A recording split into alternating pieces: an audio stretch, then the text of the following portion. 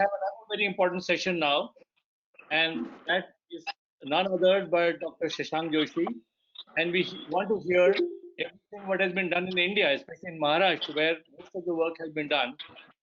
For that, we have a topic that is COVID-19 protocol in Maharashtra, protocol and recommendations, and also his experiences in diabetic patients. I request Dr. R.K. Khimsara to please introduce the speaker, and we want to hear him as early as possible because he has a lot of information to give to us. Dr. R.K. Khimsara. Good afternoon, sir. It is my great privilege to introduce Dr. Shashank Joshi. I think he needs no introduction.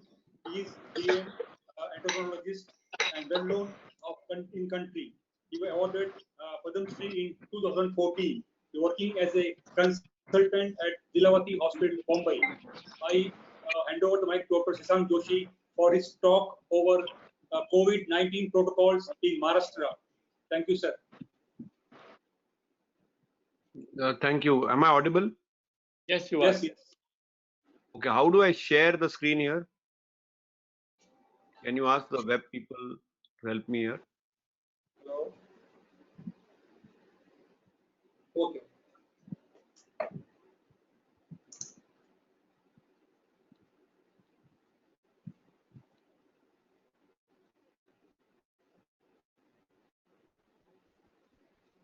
Hello? Yes. Can you see my screen? Not yet, sir. Yes, sir, we can see you. You have to start your presentation now, sir. Let's start the presentation. It's all hung up here. I don't know. Some different system you have.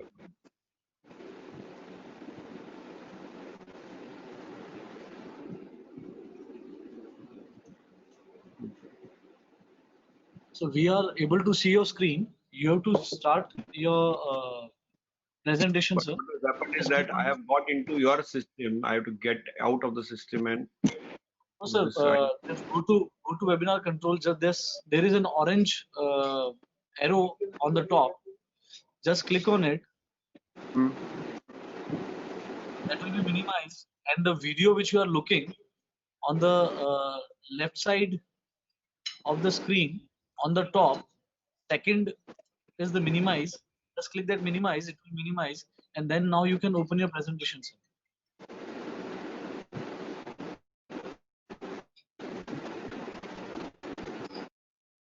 I want to go to my email and I'm not able to get into this. It's all got hung in between.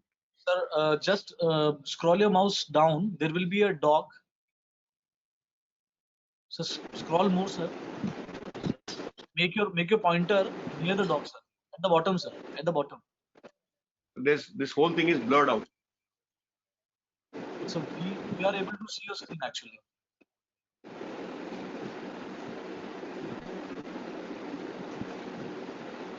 Right now you're clicking on the finder and stuff like that. I'm not able to look at my presentation. Sir, sir, you can just go in the dock in the beneath, and there is PowerPoint. Nothing is coming below. Below it's all hung up. Sir, you have to keep your take your mouse at the down, sir. It's not happening. When I take it down, there is a barrier which is coming here. Sir, what I'll do is I'll discontinue right now, and can you connect it again? There might be some issue. Or you can share the slides.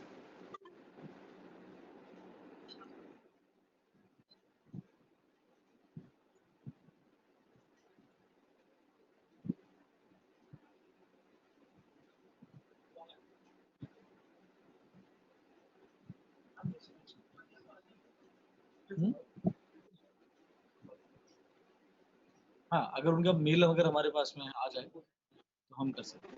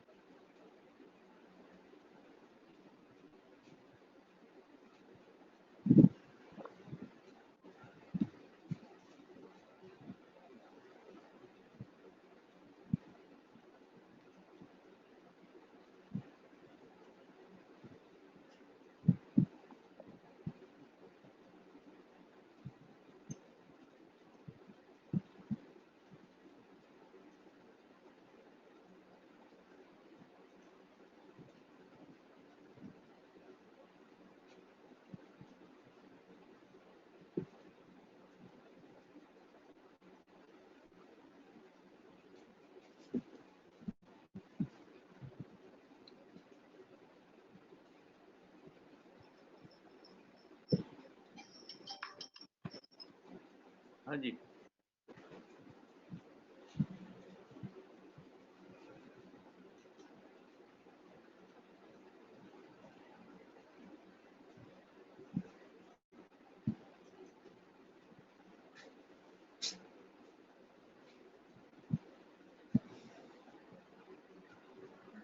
I think there is some technical issues because of which it might take 5-6 minutes for Dr. Shashank Joshi to start with his presentation. Meanwhile, we can have question answers about COVID vaccine and the COVID experiences. If there are any questions, we have panelists over here to answer those questions. If the audience has any questions about vaccine, we have already seen certain important slides about vaccine. If there are any questions, we can just go ahead with that.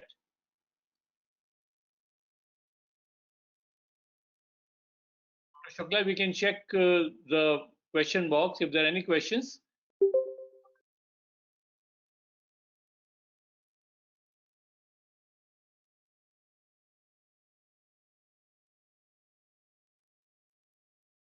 Sir, there is one question from Dr. Ajither Singhvi.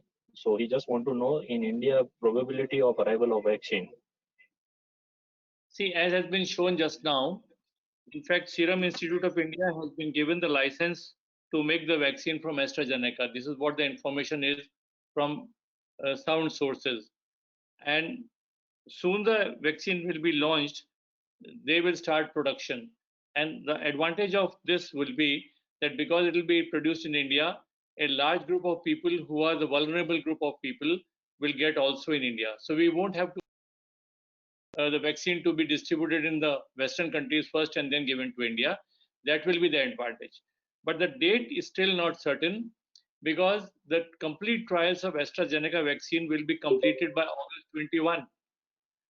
So, like the other vaccine which are already made, like the Russian vaccine which is already in the market, and other vaccines which are already there, if they bring out the vaccines like that, well then it will be available. Otherwise, with full study only after August 21. That is the date as on. I think Dr. Shashank Joshi is here now.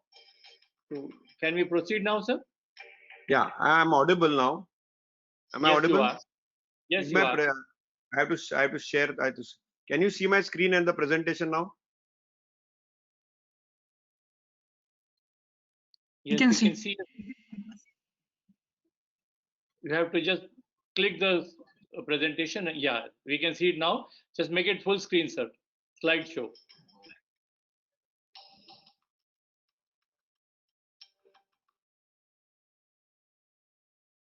Am I audible? Hello? Am I audible? Yes. Yes, sir, Can you I are start? audible, sir. Can I Yes, sir, start? you can start. Yes, sir. Yeah, so sorry about this. I think this we have to learn in this new normal better technology. And I'm going to talk to you mainly on COVID. I'm not going to discuss diabetes and COVID treatment protocols in the state government of Maharashtra because we were actually like the ground zero of India in Mumbai particularly. And I had some past experience from HIV, so I was pulled in the task force. And very quickly, I want to. We all know the virology of SARS-CoV-2, and it's emerging. So we are every day learning something new about it. Just 3 days back in Science, we saw a very elegant publication that people who develop cytokine storm actually might have an autosomal recessive trait, and they might have something to do with their toll-like receptors, which was published from the Rockefeller Institute. So clearly, we know that this is an RNA virus. It's a large virus. It has its spikes proteins, envelope protein, membrane protein, and nucleocapsids. Pretty, well established. But what we now know better is that the temporal profile of the viral load, and we clearly know that the highest viral load is seen in the first week of symptom onset. The ICMR has decided to keep the threshold for detection for RT-PCR at 40 cycles. There's a growing school of thought that the antigen picks up at 24, and we don't know between 24 cycles and 40 cycles how replicative the virus is. So that's a data which is yet not established. there is some suggestion to suggest that people, if it is a reproducible assay from RT-PCR, and if the viral load is below 24, clearly it is having infective particles. Between 24 and 30, whether the particles are infective or not, we don't know. Below 30, clearly, even if we have a detectable RT-PCR, which is claimed to be a positive RT-PCR, whether it is truly positive or not, or whether it is replicative or not, is an unanswered question which only time will tell, and we need better research. We clearly know viral load varies with the sample type and disease stage. So if you pick up a nasal swab, the viral load will be different from a throat swab. It will be different from sputum. It will be different from saliva, from blood and urine. So clearly there's very, very good data to show. And based on the clinical stage, the viral load changes. So you can see the sputum viral load by disease stage. And you can see on the right-hand side of the graph that the early progressive stages and the recovery and the clinical cure. And you can see that a clear-cut drop in viral load occurs when you recover, and then there is clinical cure. So that's clearly the viral load is still not established. It's in the research mode, but in times to come, we will be doing a little more of that. Obviously, the type of sample collection is all oral swab, nasopharyngeal swab. Saliva probably might be more specific and sensitive, and nasal swab still is probably the most sensitive and specific which we have today, followed by oral. And of course, repeat test always improves the yield. And we all know that if you do 3 repeat tests, the yield is the best. But of course, we don't have that ability to do it. We are also seeing some fecal stool cultures and stool SARS-CoV-2, and in research setups we are doing that also. So it's not just oral salivary, but we are going there. So when you look at fundamentally, COVID, we know that in the pre-symptomatic stage, where the viral load is pretty high, it might be a week or 2 weeks prior to detection, and a person may be totally asymptomatic or pre-symptomatic.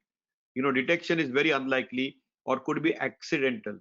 While once it ensues, we know, and you can see here very clearly, that the blue represents the nasopharyngeal swab PCR, and you can see it has a very large this thing. You can see the green represents the sputum PCR or the bronchoalveolar lavage. You can see the virus isolation from respiratory tract is red, and that has a very small margin of window. So obviously, what keeps on coming positive even after 4th week, 5th week, 6th week is a non-replicative form of a virus, and that is usually the nasopharyngeal swab. So a lot of people say that the swab is positive after 14 days. You know that CDC has clearly established that beyond 10 days, if the virus is positive, it's probably non-replicative. And then obviously the likelihood of PCR positivity is in the first 2 weeks up to 4 weeks, and the likelihood of probability of PCR is going to be negative after 4 weeks. If it is present, you need to investigate. And the antibody picks up usually after week 2, and you know that we have a mixed antibody, which is a conglomerate of IgM, IgA, and IgG, or pure IgG. So those are the two things which we look for diagnosis. So clearly the viral antibody response for any virus has multiple types of antibodies. We have the high affinity antibodies, we have the non-neutralizing antibodies, we have the neutralizing antibodies. We know the high affinity antibodies are generated by maturation of somatic rearrangements with hypermutation of IgG genes. We know the non-neutralizing antibodies recognize viral epitopes and they don't extinguish the infective virus. And the neutralizing antibodies are the ones which we are looking at. So obviously, if you look at the neutralization, the IgM is 1+, so is opsonization. But the sensitization to NK killing, mast cells, or complement activation, IgM is hugely impactful for complement activation. So is IgG3, and that's something which we know. For mast cells, again, IgM has a role. For the sensitization for natural killer cell killing, Ig1 and Ig3, IgG1 and 3 are important. And for neutralizing, obviously, we have the 1 IgG1, IgG2, IgG3, IgG4, and IgA. So all these are relevant and important. So in the SARS field, we have rapid antibody tests, we have the ELISA test, we have neutralizing assays and chemoluminescent assays, and we have the point of care tests. And we all know the antibody responses are reasonably predictable, both from the nasopharyngeal swab and IgG seropositivity can be correlated. But we also have seen a decline of many of these antibodies. And obviously, the virus neutralization without high contamination facilities has been measured by different places. clearly there is a link between antibody response and age and disease severity. So the biggest problem today which we will face is the magnitude and duration of antibody response in people with different disease severity, genetic backgrounds, comorbidities, age, and infection histories. While, for example, one study showed that people with mild symptoms who recovered reported a significantly higher plasma neutralizing antibody and spike binding titers, while the older and the middle-aged patients compared with the younger patients. So it is unknown whether the higher level of neutralizing antibodies observed in older patients are protective. So that's an unanswered question. Also, there is data to suggest that the higher IgG titers are seen in people with severe disease compared to non-severe disease after 2 weeks of symptom onset. But the authors said that it was a very small sample size for severe and critical condition limits the conclusion. And another study also showed there was no difference between IgG antibody levels between patients of mild to moderate versus severe disease. So these are unanswered questions, but this is something all of us need to look at. We also know that detection by swab versus serology is being looked at, but currently the yield is very, very poor, and serology is not a tool for diagnosis in the current recommendations. And we know that it's only an epidemiological tool, and we need to look at panning it better. So obviously, the incubation period is still not mapped for India, and we are still in an investigative mode for that. But we are seeing atypical and unusual symptoms, including diarrhea and loss of taste and smell and so on and so forth. And we see a myriad of symptoms of frequency which are there. It is not the classical cough, which is dry, the fever, the shortness of breath, but right from confusion to diarrhea to nausea, vomiting to muscle aches, chest pain, headaches, wheeze, abdominal pain, sore throat, joint pains, everything has been reported here. And we have all seen that also. What is pertinent, which was recently published, was that whenever you get SARS-CoV-2 infection, there's a clear activation of the innate immune response, and clearly the DC activation will uptake the viral antigens, and our adaptive immunity kicks in with the T cytokine production, with the T regulatory immune regulation and inflammation, clearly the CTL response of killing of infected cells, and clearly the induction of antibodies through the plasma cells. And of course, we definitely have some immune memory which will kick in, and that's going to be crucial. And we just heard that vaccine talk very nicely saying that. So obviously the biggest challenge which we face today is the stability of antibody response following COVID recovery, and the antibody decline following COVID infection has been also clearly demonstrated in various studies. And we obviously see a lot of differences between the type of antibody levels, whether it's IgG or IgA, and I'm not going to go into details of that. But one thing is very clear cut, that the T cell response duration following SARS-CoV-2 infection or exposure is now being better understood. We know that this data has really come from the blood donation programs, and we know that when you assess the proliferation and functionality of the T cell responses from the convalescent patients, exposed family members, and healthy donors, you can see the T cell stimulation with peptides spanning with immunogenic domains of spike, membrane, and nucleocapsid proteins.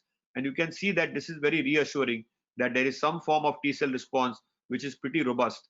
So if you look at a summary as we talk today, and these are all preprint data, and we know most of the data in COVID is in the preprint space. Very little data is in actual space. A lot of them will have a T cell response. So even though the antibodies might decline, the T cell response, not only in patients who have recovered, but exposed family members as well as healthy individuals, might have some degree of spike-specific memory CD4, CD8 cells, which may be there. So medical management in mild cases, we don't know whether we should treat or not to treat. It's an unanswered question, but probably we need to do some research trials in antiplatelets and anticoagulants, whether they work here or not, and whether antiviral drugs work here or not is something which I'll tell you what protocols we use, but it's an unanswered question. In moderate COVID, there's good data to show that we need to probably treat. Probably there is a need for an empirical antimicrobial. Probably there is a need to do a 6-minute walk test, whether it's mild, moderate, or severe. And probably there is a good need to see when to hospitalize and when to put the patient into a healthcare facility. So that's something which we clearly know. And there might be a role for complete blood count, biomarkers like CRP, D-dimer, ferritin, which I'll talk a little later. And in severe COVID, clearly we need to get the patient on board. We need to give oxygen therapy. We need to get into acute co-infection treatment. And the role of pre-intubation oxygen, because it's oxygen, oxygen, and oxygen, It's high flow nasal oxygen which is the key. And clearly this was the first data which is there for a long time now. Randomized multi-center open label adults with acute hypoxemic respiratory failure with no hypercapnia, with a PaO to FiO2 ratio less than 300. Clearly, the pre-intubation oxygen works and the high flow nasal oxygen works. So that data being clearly there in the non-COVID era has been exploited by most of our critical care experts, and they have been able to use it. And prone position and high flow nasal oxygen, probably with good supportive care and nursing care, is the key therapy which probably has good outcomes. In critical COVID, obviously ARDS is there. I will discuss cytokine storm very briefly and the role of immunologics and biologics in it. And then, of course, medical management of complications with ventilator, venous thromboembolism, the need for low molecular heparins, and so on and so forth. And of course, the septic shock which may be there, and various extrapulmonary manifestations, mainly renal dysfunction, hematological dysfunction, and so on and so forth. We need to be mindful of the extra pulmonary manifestations of COVID. That's something which we need to be recognizing. A large myriad of neurological variants are seen, from encephalopathy to Guillain-Barré syndrome, thromboembolism, liver dysfunction, endocrine hyperglycemias are common, cortisol insufficiencies are common, gastrointestinal and cardiac manifestations are common. The biggest challenge which we have seen and which has been consistently published in retrospective data from France, Italy, UK, and China has been the thrombosis and the role of thromboprophylaxis. And the autopsies or necropsies from COVID patients in India are almost not there, but across the world, whatever has been published is all about alveolar damage and organized microthrombus. And clearly, the thrombotic complications and their prediction, whether you use a CRP, fibrinogen, D-dimer, ESR, or ferritin, has definitely some discriminant value. Most people, if they can't afford, if they use a CRP, it's good enough. Ferritin is the second agent. Fibrinogen is not routinely available, and D-dimer has become a standard of care in many places. So clearly, COVID is a thromboinflammatory disorder. We know both the spectrums. One spectrum is inflammation, other spectrum is thrombosis. Coagulation is right there in between, and we know the whole myriad of symptoms which are seen in a COVID coagulopathy of thromboinflammation. And there's a clear role for something called as endothelitis. I think it's a central feature of pathophysiology of COVID, because we know SARS-CoV-2 binds to the ACE2 receptors, and higher is the density of ACE2 receptors on the endothelial cells. The endothelitis and the viral inclusions in endothelial cells have been documented now in the COVID autopsy series. So we clearly know that there is a huge role for endothelitis in the COVID space. So when it comes to drug therapy, there has been a lot of repurposed drugs, and they have been in vogue. So obviously the role of prophylaxis, currently we have two prophylaxis, pre-exposure prophylaxis, which are not having RCT evidence. One is hydroxychloroquine, second one is ivermectin. For hydroxychloroquine, there is some case control data published to suggest that in healthcare professionals or close contacts, if they are given hydroxychloroquine prophylaxis, if it's not contraindicated, there may be a role to probably reduce the incidence of COVID and or might limit the severity of COVID and death. So that data is there, but it's all case control data or cohorts data. We don't have RCT data in the pre-exposure prophylaxis of hydroxychloroquine. This has been hugely debated and controversial, but I think ICMR has stuck to it. And many of us, including myself, we have taken hydroxychloroquine, and we continue taking it in many places. If your QT interval is prolonged, if there is a reason not to give hydroxychloroquine, people have started using a drug called ivermectin. It is in research mode. Currently, there is no recommendation. Some governments have gone ahead and given ivermectin prophylaxis, like Andhra Pradesh and Uttar Pradesh. We have still not given it in Maharashtra. Ivermectin prophylaxis we are only using if hydroxychloroquine is contraindicated and there is a healthcare worker. Then we are giving ivermectin in a prophylactic fashion. Let us go to the timeline of symptoms. What is most crucial, what we learned in the last 5.5 months in Mumbai and Maharashtra, is timing is crucial. Early detection at the first symptom and prompt treatment is the key. And it is the timing which matters with onset of symptoms. And in the early first 9 days, if we are able to get some antiviral drugs on board, they make a difference. And the immunomodulatory drugs come in and kick in usually after a week. So remember, that is the key. Usually I will go over our protocol in just a minute. So clearly we know this slide very well, that there is an initial viremic phase and then there is a host inflammatory response phase, and we all know this very well. So as I told you, the key in treatment is the timing. In first 1 to 3 days we use an oral antiviral like favipiravir. Just 3 days back, you know, the Japanese phase 3 trial results are out, and they have documented now, because there was a lot of skepticism on favipiravir in the space uh, of of RCT evidence, and the innovator has come out with its phase 3 trial from Japan, and they have their top line results which were announced 2 days back, that it improves recovery time. Just like in the later phases, there is data in remdesivir from United States, the NIH trial, improving recovery time. So favipiravir may not impact mortality. That data is still forthcoming, but clearly has shown to improve recovery time in Japanese trial. And the phase 3 Indian trial data, which the DCGI mandated, also has shown faster viral clearance, but the publications both of Japanese and Indian trial are awaited. But favipiravir works best if you use in the first 3 to 5 days. After that, its impact is going to be lower. In place of favipiravir, in the good old days when it was not available, people have used a combination of hydroxychloroquine with azithromycin or a doxycycline with ivermectin. Both are in research mode. Both don't have strong RCT data to back it up. Probably favipiravir will have much better data. From day 4 to day 10, if the patient is admitted or is in a hospital or a oxygen care facility, you can look at an injectable or an oral antiviral like remdesivir or a favipiravir. Remdesivir for 5 days has clear-cut data. There is no data to support 10-day use of remdesivir now. We know that there are 3 RCTs which are negative for remdesivir. Remdesivir is a Ebola drug. It's a repurposed drug. The Chinese RCT, which was published in the Lancet, was negative. The NIH trial showed it clearly improved the time to recovery, and probably hospitalization time was saved by 2 to 3 days.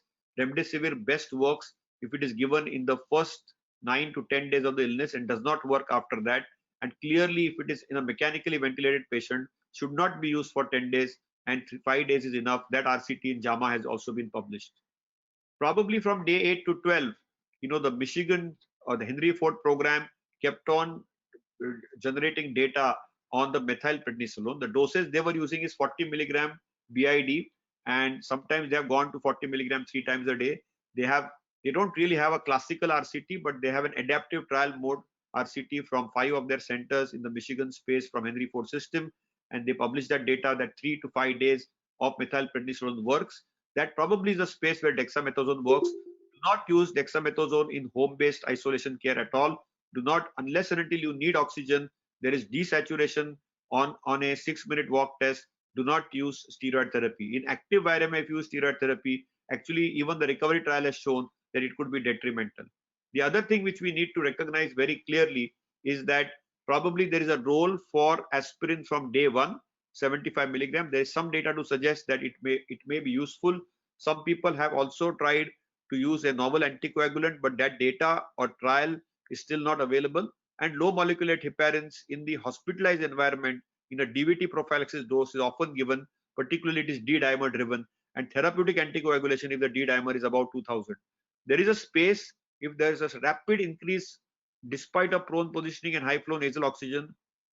If the radiology is not improving, oxygen requirement is above 15 liters, and there's a rapid deterioration, probably there's a role for the biologics, which I will allude to a little later. Nasal oxygen, high flow, non-invasive ventilation and prone position is the key. Mechanical ventilator initially had a poorer outcome. Dexamethasone from recovery has shown that it can change it.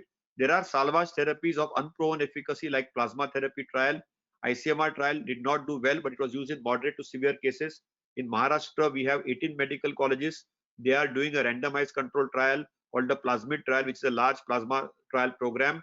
And we have we all feel that if used early, plasma therapy just works like an antiviral. So the best impact of plasma therapy is in mild disease. It works to neutralize the virus in the 5th to the 10th day. Probably that is the most likely impact. Again, what I say is in the research mode. We don't have data to substantiate it. The biologics are there. There is some role for hyperbaric oxygen. We have one center in Mumbai at Hiranandani Hospital where there is an army CEO who has been using HBOT to some success, but it is again anecdotal, and that has to be put in a research mode design. Comorbidity care is the key. Statin use, aspirin, insulin, gliptin, MNT has been the key. So timing has been the key in the therapy. We often use biomarkers. We have clearly seen the discriminant value of the red cell width or RDW and neutrophil to lymphocyte ratio clearly are poor prognostic signs. So on a complete blood count, if you see an RDW or NLR which is abnormal, the likelihood of that patient needing hospital care is higher. A high CRP is the easiest and the cheapest tool available, and any CRP above 60 or 100 clearly merits either a ventilator therapy or a biologic. High ferritin, TROP-T, D-dimer, LDH probably are standard of care. Many places where we have availability of procalcitonin, we do it. We are not big fans of IL-6. If IL-6 is done, it can be often misleading. The sample errors are huge, and sometimes they can be very, very misleading. So you need to be very cautious and careful when you use the so-called uh, IL-6 values. So as I told you, in mild in the milder cases, the treatment of choice is favipiravir for us, and we normally start on day 1 a dose of 200 milligrams, 9 tablets twice a day, and from day 2 to day 14 we usually give four pills twice a day.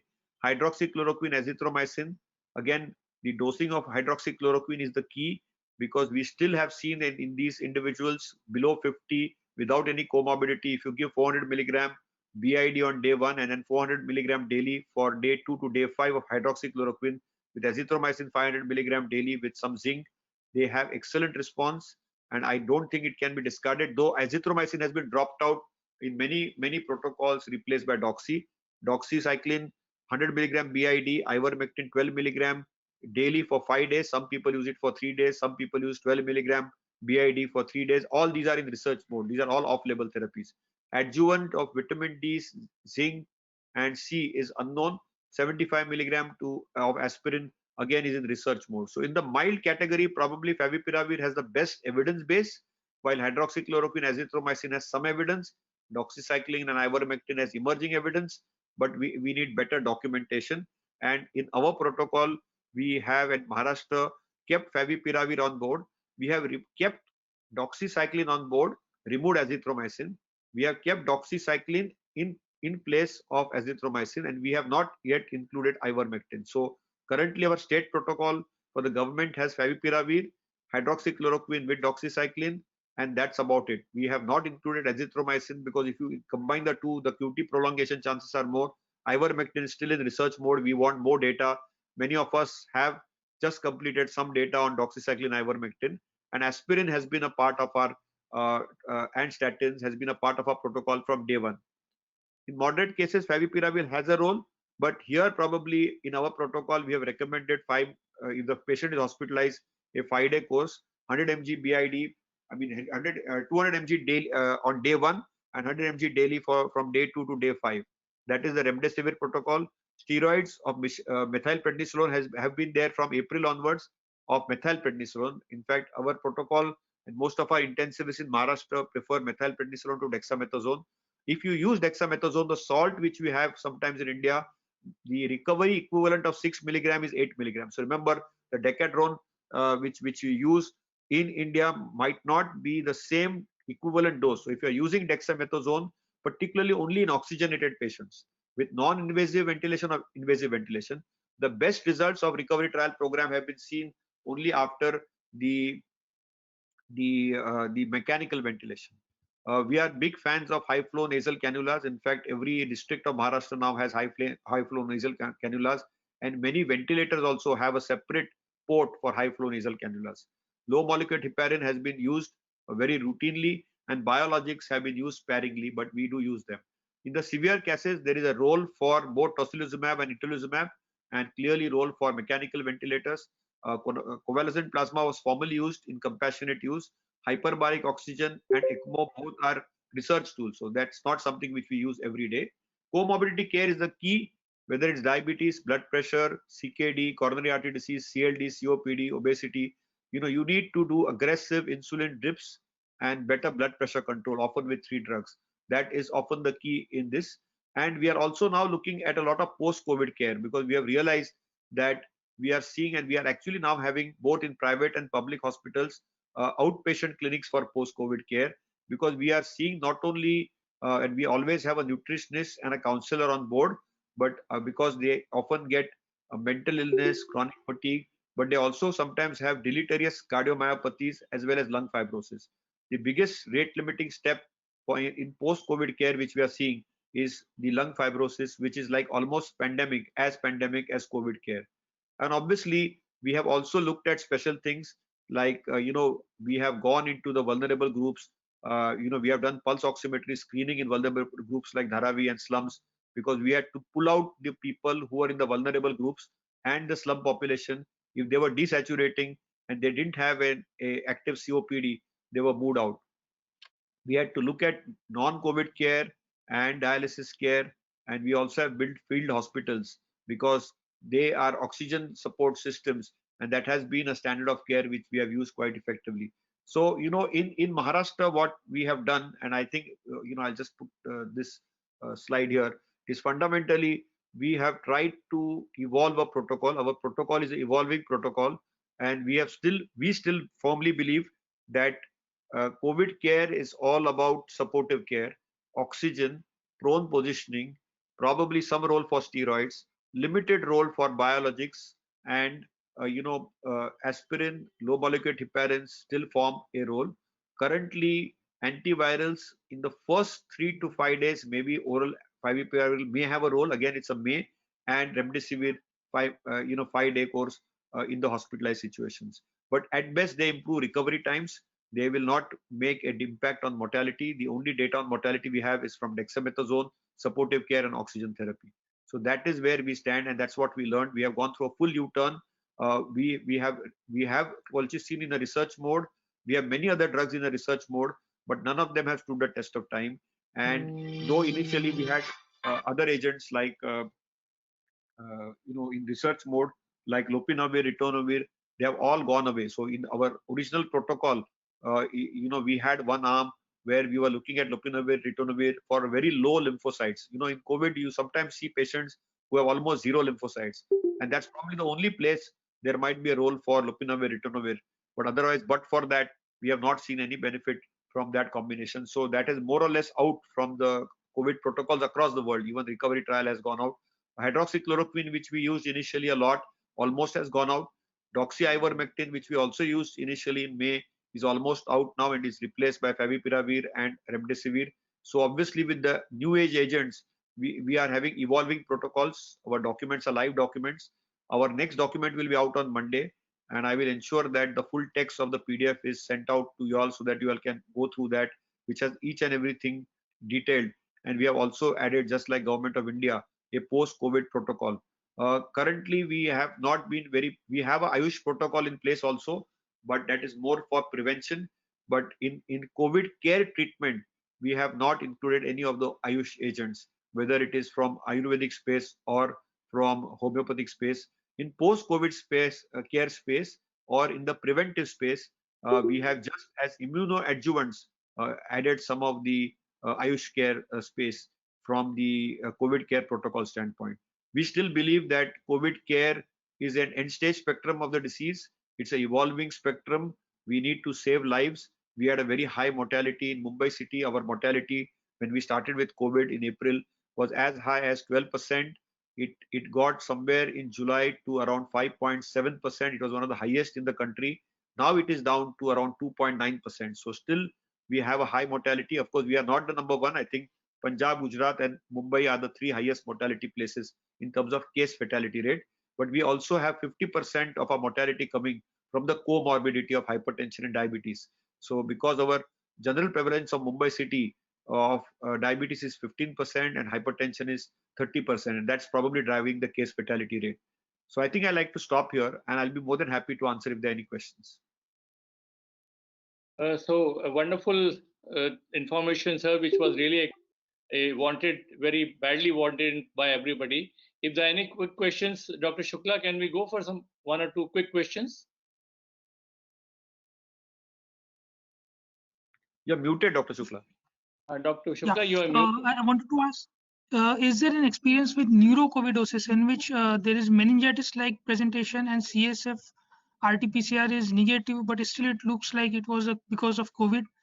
And in the post-COVID patients, is there that kind of some patients? So we have seen both neurological manifestations of COVID. First presentation of COVID, we saw 8 cases of stroke being reported at Hinduja Hospital. They walked into the casualty with a stroke. They had no other symptoms of COVID. They were screened for COVID and they had COVID. What you asked is the second question is a neurological COVID in post-COVID space, where we have seen meningitis, we have seen encephalitis, and we have even seen deaths as late as 50th day. So we had a patient who came with COVID in May, was treated for COVID, was discharged, came back with a meningoencephalitis in June and died in July. So we have seen this manifestations very, very regularly. And we have also seen some unusual microbes, predominantly because of the doses of steroids and the sepsis which sets in. You know, the two things about warnings I would like to give is we use very high doses of steroids, so the glucose goes up and their ability to get atypical microbial infections goes up, including fungal infections. And the second thing which happens with these patients is also if they take a lot of these IL-6 blockers like tocilizumab, you know, we have had people who have used more than one dose, sometimes 2 or 3 doses. Please don't use more than one dose, because what happens is then they get delayed sepsis, and this delayed sepsis leads often to neuro meningo encephalitis situations, and often it proves fatal. So we have seen deaths even as late as 50 and 60 days. So if you really want to get into COVID care, you need to get a little more aggressive and you know, ensure that you know, the use of steroids and use of the biologics is used only when necessary. So a judicious use is what is the order of the day.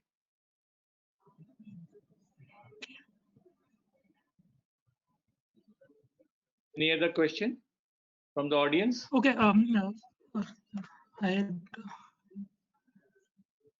You have one more question. okay, I had a question about oral favipiravir. Because of the cost reasons, a lot of patients in early illness, they are not able to afford favipiravir. So can we give after 5 days? Because that is the time when patients are more receptive to taking. See, the virus is replicative for the first 10 days, so you are absolutely in order to give it, but its efficacy has, if the patient is in the hospital, you are better off with remdesivir.